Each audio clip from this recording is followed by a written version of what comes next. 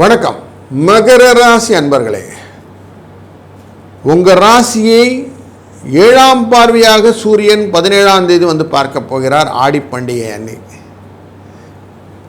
தட்சிணாயன புண்ணிய காலம் ஸ்டார்ட் ஆகிட போகுது. நேரடியாக வந்து நிற்க போகிறார். இப்போ உங்களுக்கு மனதிலே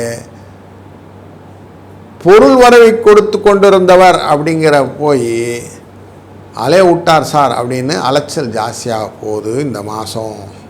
அது புரிஞ்சு போச்சு. இந்த வாரத்தில் இது இண்டிகேஷனாக தெரிஞ்சு போச்சு.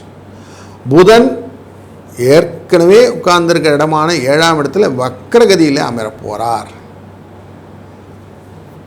அந்யோன்யம் கொஞ்சம் பிணக்கம் வருவதற்கு வாய்ப்பு கணவன் மனைவிக்கிடையே. சந்திர பகவான் உங்கள் ராசியிலிருந்து வெளியில் வந்து 2, 3, 4ன்னு போகிறார். வியாழன் வெள்ளி கொஞ்சம் பணம் வரும். சனிக்கிழமை அன்னைக்கு கொஞ்சம் இழுத்து பிடிக்கும். அப்போ சங்கடங்கள் தீர வேண்டும். சங்கடகர சதுர்த்தி அன்னைக்கு விநாயகர் பழங்குடம். உத்திராட நட்சத்திரனாலே கேது அப்படின்னு பார்த்தோம். அப்படின்னு பார்த்தா சூரியன்னு பார்த்தாலும் நமக்கு எப்படி பார்த்தாலும் விநாயகர் பெருமானை வழிபடுவது ரொம்ப சிறந்தது.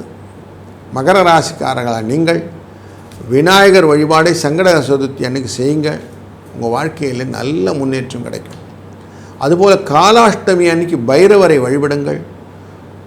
பல விதத்திலும் உங்களுக்கு சுபிட்சங்களும் வளங்களும் பெருகி வரட்டும். வாழ்க வளத்துடன்.